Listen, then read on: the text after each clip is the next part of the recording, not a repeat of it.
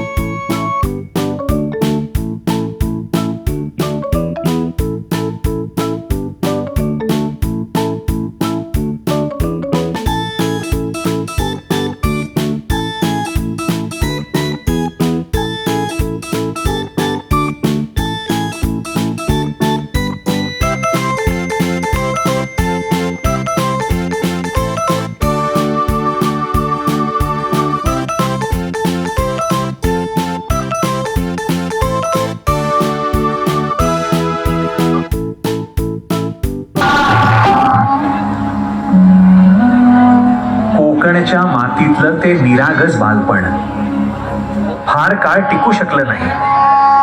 काळानं क्रूर घाला घातला आणि रामीच्या डोक्यात त्याच्या भाषात कधी डोळ्यात संघर्षात का विशाल वटवृक्षाचं हृदय स्पर्श.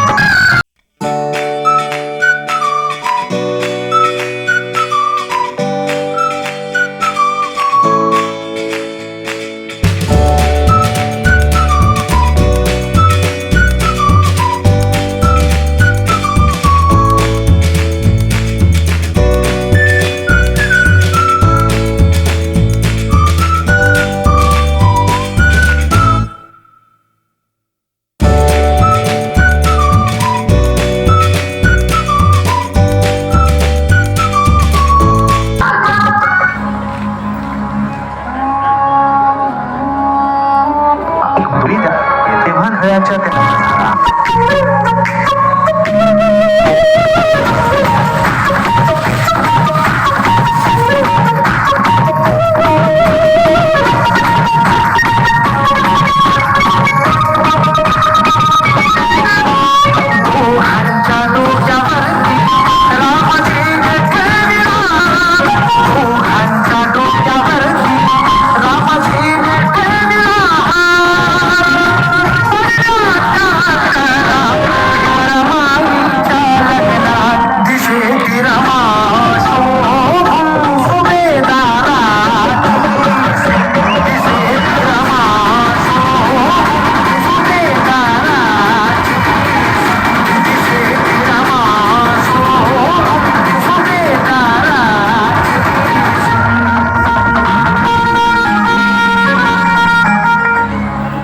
भायखळ्याच्या त्या छोट्याशा घरात नव्या संसार सेवा नव्याने कुटुंबात म्हणजे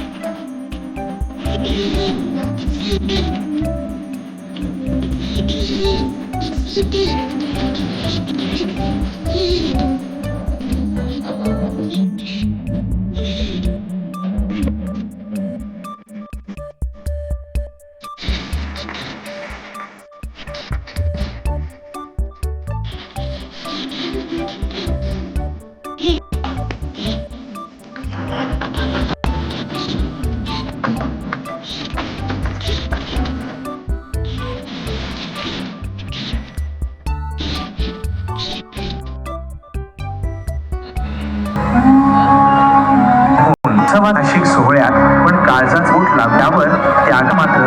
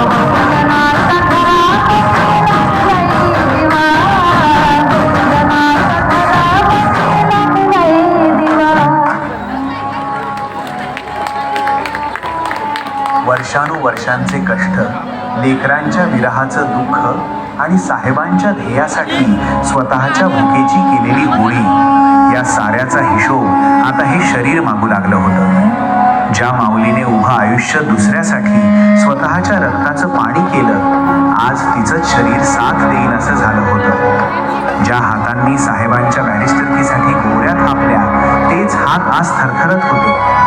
राजगृह उभा राहिला होता, साहेब मोठे झाले होते, पण ही 9 कोटींची माता मात्र आता अंथरुणाला खेळली होती. शरीरात व्याधींनी घर केलं होतं. प्रत्येक श्वास घेताना या माऊलीच्या काळजाची ओढाताण होत होती.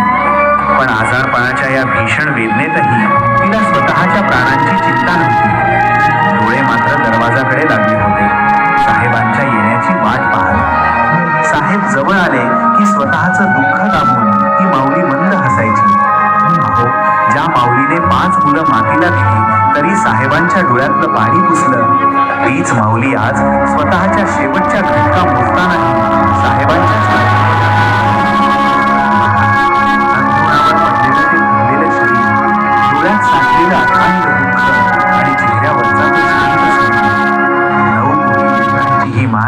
बऱ्याच व्याधींशी झुंज देत होती, पण तिचा आत्मा मात्र